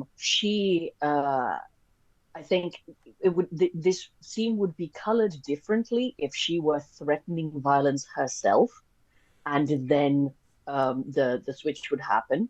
So in order to prevent that, our author has gone, here, you've got, a servant man boy person with a sword who, when your honor is when the woman's honor is under absolutely serious threat, he can offer to do the violence, and then as soon as that's over, because there's a immediately Sejanus's response is, here, hold some money and go away.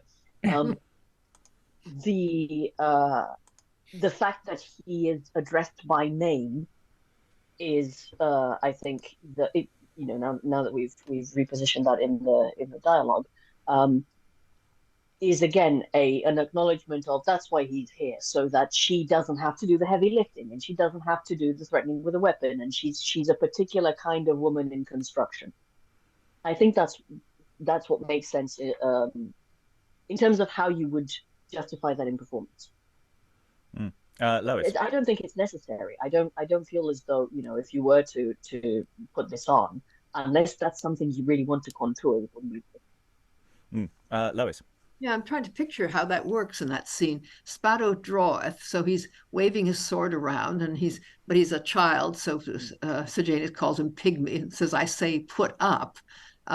Does he sheath his sword? I mean, Sejanus then gives him his purse. So has he got a sword in one hand and the purse in the other? Or does he drop the sword? Livia says, leaden resolve of this coward, let me see it, which presumably means the sword. Does she pick it up, or does he give it to her? It seems really odd that the kid would give her a sword. Yeah, she taketh the rapier, but does that mean she hasn't? Does that mean, because we had the earlier stage direction, she pulls his rapier? Does that mean that she hasn't actually managed to get it out, as it were? So it's a tussle rather than a yes, I know, because I'm thinking of this scene as primarily comic. So if she's effectively pulling on an object around his waist up and down, he tries to kiss her, Spado draws on her behalf, and then she takes the rapier from him, and just going, actually, no, this scene has gone too far, and then he swoons. It feels like this weird sort of bedroom farce that's going on here, rather than a proper wooing scene, and it's really weird. I have no meaningful conclusions about this scene because it doesn't quite fit the rest of the play. In that sense, it seems to be doing something slightly different to all of the plotting and all of the other stuff. I mean, it's important that Sejanus and as named here, Livia, are plotting. Yeah. Anyway, we have run out of time, so we're going to go into final thoughts.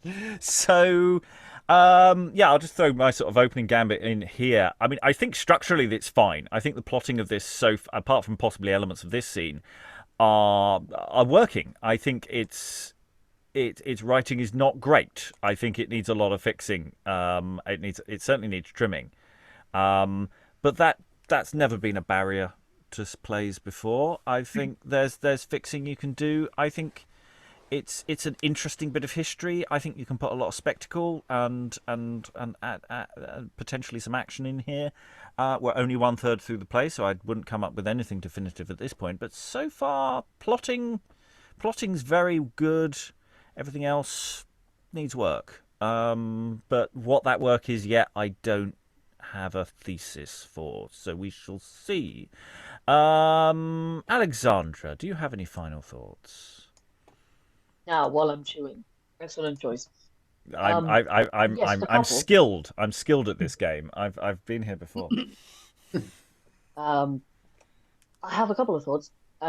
One is, I too like the structure of the scenes in terms of this scene happens and then this scene happens, and I'm less impressed by the structure within the scenes. But I think partly that is our difficulty with the script.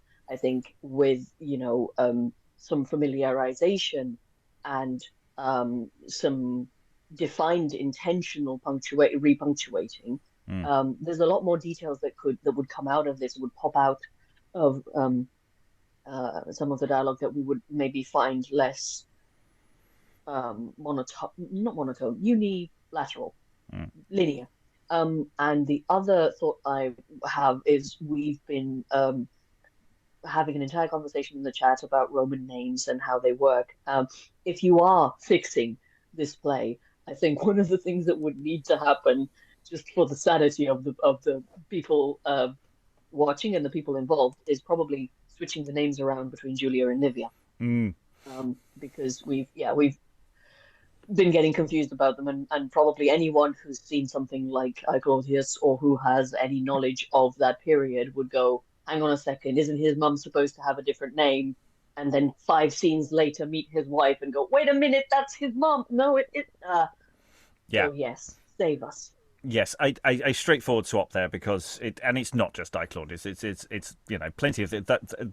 Generally, when talking about that historical figure, everyone sort of they will acknowledge there are other names, and from this point, but they'll still call her Livia because it's just easier, because our brains just hurt in the same ways that we tend to use modern dating protocols rather than saying on this year when X was consul, however many times they've been so, and it's just like, no, that is not a dating structure that anyone can cope with. In the same way as Roman numerals are just fundamentally annoying, because you have to think about them to get anyway. Francis, before I get distracted by the concepts of numbers, any final thoughts? There's a lot going on. What I find so interesting, I love political intrigue. So this is, at least in drama, not in real life. Usually in this type of thing, you just have 2 people, vying for the crown. But in this one, we've got all these characters, wanting to get their hands on it, instead of just sort of, what's the word I want? Gathering around, the 2 opponents. So it's interesting in that sense. I really liked the scene where Sejanus, Julia, and Tiberius and Caligula were all talking about their motivations. I really enjoyed that scene. It was very musical theatre. But I just thought the play took a really strange turn in that scene of the wooing of Livia. Yeah, But on the whole, I'm engaged and want to see where it goes, where the play goes. Alan, any final thoughts? Too many notes, Mr. Mozart. The structure is fine, but by God, he does ram the point home more times than is absolutely necessary. And I do take the point about getting the names into ones which would be conventionally familiar to people these days would be necessary. Right down to the title of the play of which of the three names are we actually talking about? And then taking it through from there. So it's going to be quite a reconstruction effort. And that's going to mess up the scansion, I suspect, in places. But I think sense over scansion has got to be the game. Yes, I'm wondering, because sometimes it's not very metrically accurate anyway. Sometimes it is, sometimes it's straight as a die, and then sometimes it just sort of goes. And then there's some bits in prose where you're going, is it actually in prose, or is it just been set in prose because the compositor got really confused? And is it actually in verse? So there are lots of editorial questions just before we even get to actually artistic adjustments that we might wish to make. Lynn, any final thoughts? Yeah, I don't know about this. It's so rhetorical. I still think it was written by someone who's not a career dramatist. Who's someone who's not like Johnson or Middleton, who had experience with the theater and actors, and it just doesn't feel like that to me. Mannered, I think, was the perfect word to describe the verse here. So that's a little problematic. I think the idea that it's actually almost a parody of itself might be a way into it. But yeah, I'm having a hard time experiencing these characters as real people. So I feel a little off put. I feel a little put off. Yeah, So, the way it's written, the verse style, because I was sort of vaguely trying to look at ways of sorting out the punctuation as we were going along, but there is a certain, you either have these sort of never-ending clauses, or it's sort of one line comma, one line semicolon, one line comma, one line full stop, and which is something you sort of, feels about 50 years earlier. It feels old. It feels out of step. And it feels like someone who's trying to write something in the shape of a big playhouse, then modern drama, but their writing style is somewhere out of step with that. And I'm wondering if someone trying to do something, but that stylistically they're not quite capable of doing. yeah. That there's Feels emulation. No, even earlier than that. It's Gorbadoc is straight as a die, and that's a very different writing style. Sorry, I was literally doing this the other day with someone who we were discussing. I was literally discussing verse with someone the other day, so we were going through the 1560s in quite a lot of detail. Anyway, sorry, Lynn. Yeah. So another thing I know. Speaking of the style, there are times when the syntax in early modern drama is very hard to parse. But most of the time, if you can pull it apart, you can find a main verb and a subject, and you can, reorder the words in your head and say, okay, subject, verb, object. It's just in a wacky order. But this guy writes in fragments. He doesn't even have, his habit of listing. Those lists aren't part of a proper sentence with a subject and a verb. They're just lists. And I keep looking for the main verb, and there isn't one, and that's another thing that's kind of putting me off. Lois, any final thoughts?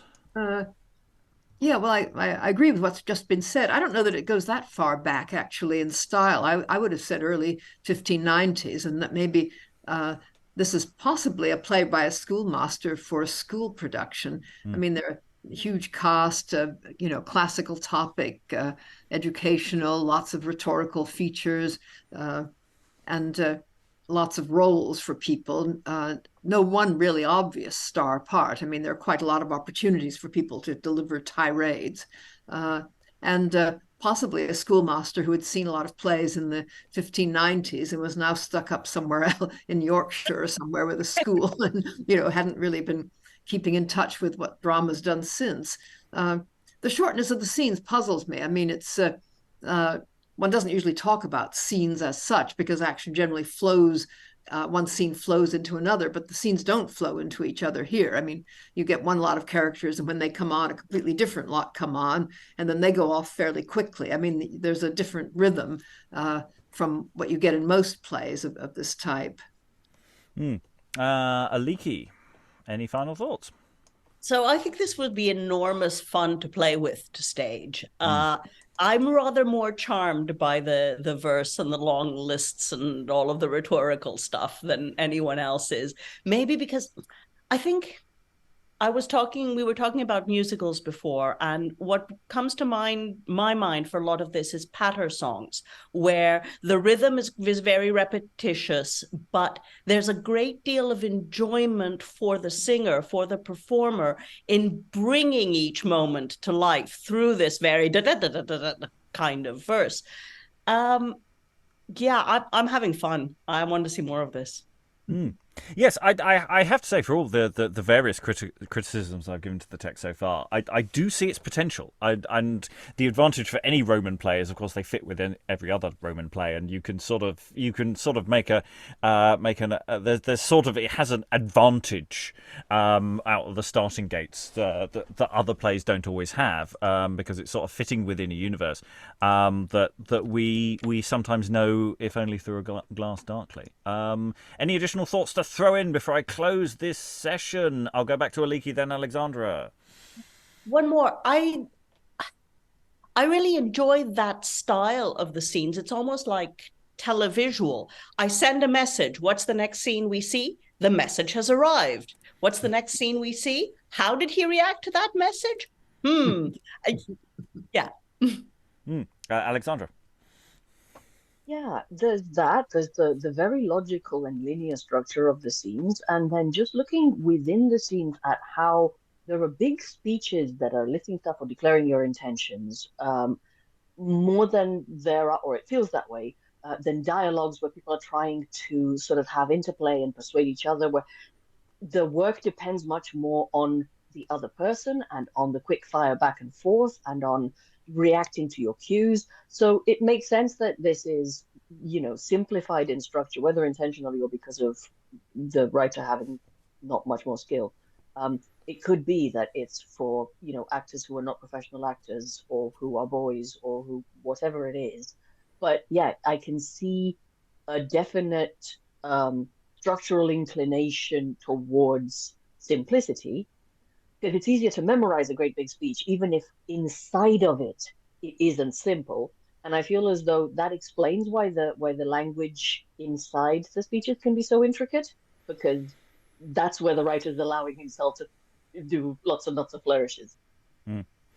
Well, we have 2 more sessions to try and come up with answers. We're already a scene behind, so this could be interesting. Sudden crush on Thursday. So all remains is to say, obviously, you can join us. You don't have to just watch these videos online. You can always join us online. There are sign-up forms on our website. You can sign up, and there are several sessions every week when we're in session. And you can join us, so sign up and be one of the readers, or you can just sit and watch in and listen to us, which are away live rather than in about a year's time when this video actually goes out. All that remains to thank all the wonderful readers for their wonderful reading. Thank you very much, everyone, and goodbye. I will phlebotomize his lustful blood.